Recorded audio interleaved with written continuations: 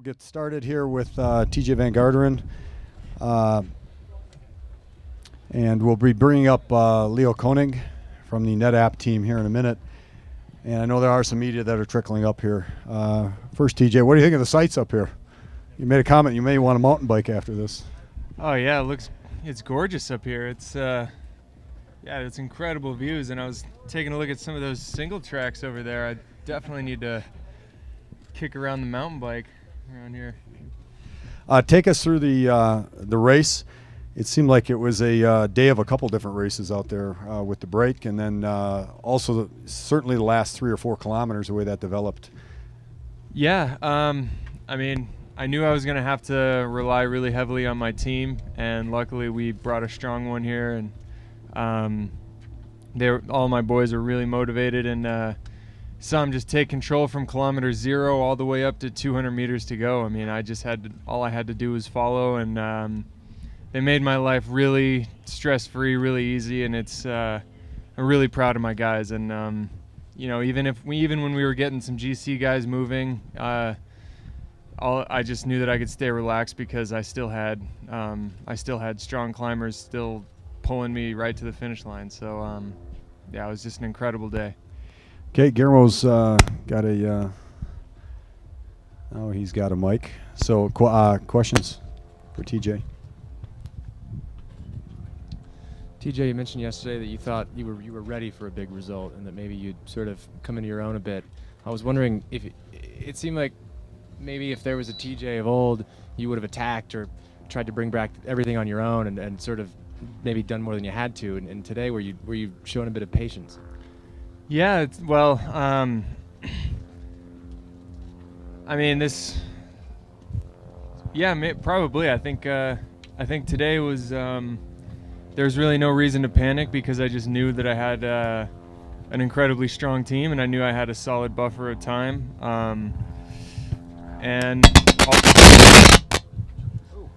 all we had to do was just ride smart. And yeah, I think that's come with a bit of maturity to learn to just relax a little bit. There's no reason to try to attack the race or try to blow everyone's heads off. I just got to keep cool and do my thing. TJ, last year you came so close to winning several races, like the time trial championships, other races. Going into tomorrow, you have a nice little buffer. What does this mean for you to have your first major, leading into Sunday, so close to your first major win? It's incredible. Barring any incident tomorrow, I think we've made it through all the obstacles, and we're cruising into BMC's hometown of Santa Rosa. It's where the team got started, and I'm glad I can do the team proud by bringing them the yellow jersey in their home state race. TJ, congratulations. You've got your first major stage race win in the bag now. Do you feel like this is a breakthrough moment for you?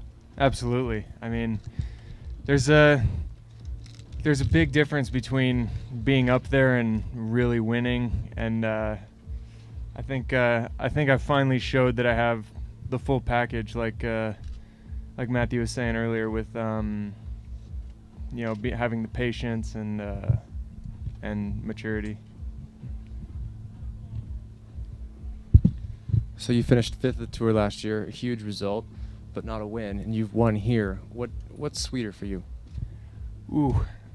Well, the Tour de France is probably more internationally known, and that was definitely a big result. I mean, it's kind of, I don't know, 6 in one, half a dozen in the other, because a win's a win, and that's something special, and that's something that I haven't experienced in a long time with being on the top of the step of a stage race and since Circuito Montanez 2009 when I was with Rabobank. So this is definitely incredibly sweet, but the Tour is definitely one of the biggest sporting events in the world, and I definitely had it was a special feeling pulling on the white jersey and getting 5th place there.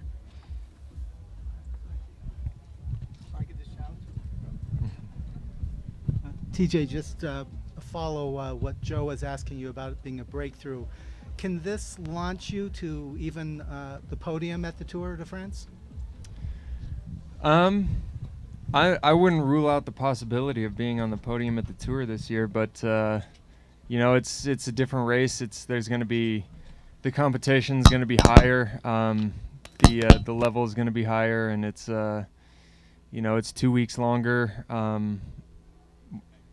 So it's definitely a whole different animal, the Tour de France. But you know, if I follow through in my progression and I keep going at the same rate, you know, you never know. Okay, we'll take one more question, one final question. Bonnie?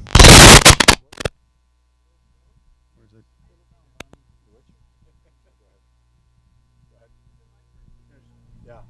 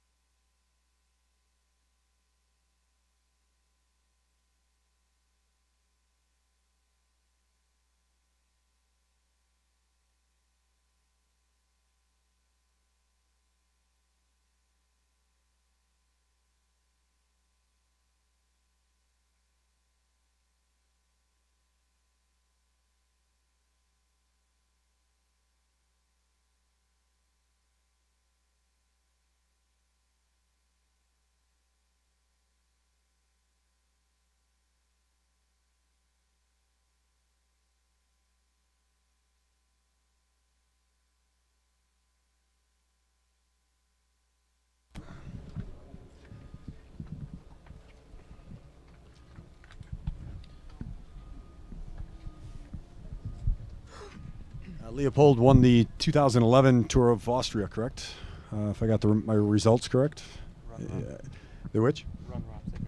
Oh, second runner-up. I'm sorry. And so, but you are a climber. And did you have anybody do any type of preview of this climb, or can you take us through the last, especially last 2 or 3 kilometers when you bridged a gap and then obviously pulled to the finish? Yeah, okay, to be honest, it was the first 10 Ks. It wasn't really hard.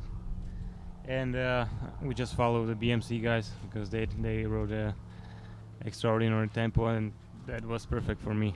I like steady climbs, and then in the last 3 Ks, I was just waiting for the right moment to attack because it was a bit windy, and with the headwind it's hard to launch attack. And then I saw Acevedo, and then I just follow him, and I went after him, and when I catched him we worked together, and then I heard that finally it's pretty hard, pretty steep, and so I just waited until the last moment. But actually it's really easy when you have really good day and really good legs.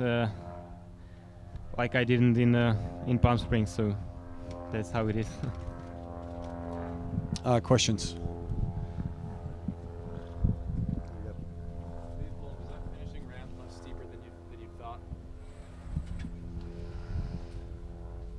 No, it was it was only 300 meters, so it wasn't that hard like everybody were talking about.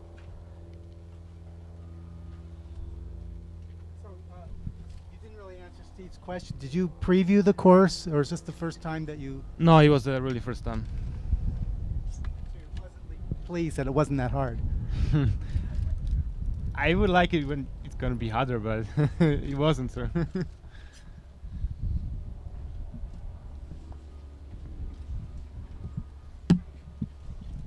Other questions? I understand you're a hockey fan and you played hockey when you were younger. Is that correct? Yes, Ice that's hockey, right. yes. It's sport number 1 in Czech Republic. So. Yeah. And so you're thinking about trying to go to the game tonight, Sharks and Kings. I don't know yet. Well, it just so happens that AEG also owns the LA Kings besides Amgen Tour of California, so we heard about the bet, and there are 2 tickets waiting for you at the box office. If your team will let you go, you can come and be the guest of the Kings, which means you have to understand who to root for here. Perfect. I have to first, I must ask my sport director if he let me go. Well, you won the race for us. We have the tickets for you. Great, thank you. There was a friendly bet that he would, if he won a stage, he could go to the game. So we'll Leo, how does this stage win compare to anything else that you've done in your career? Yeah. Last year in Tour of Utah, I rode pretty good race, but I haven't won any stage, any summit finish. I finished second one time third. Also in races like Tour of Austria, which is similar, I was runner-up. So it's actually first win on the summit finish, and I feel I'm every year doing big progress. So it's just way I expect to be better and better every year, and to start winning the summit finishes, because I like the mountains and I like it, so it's easy. Are there many mountains where you grew up or where you trained in Czech Republic? How high we are right now? 48, 49. Okay, meters. Meters, little 1,200 maybe. 1200. Okay, yeah. So actually, I train in similar conditions in the Czech Republic. The highest one near my town is about 1,500. So, okay. Any final questions? All right. Leo, congratulations on a great win. Thank and you. Thank you for coming up here today and taking time. Thank you for tickets.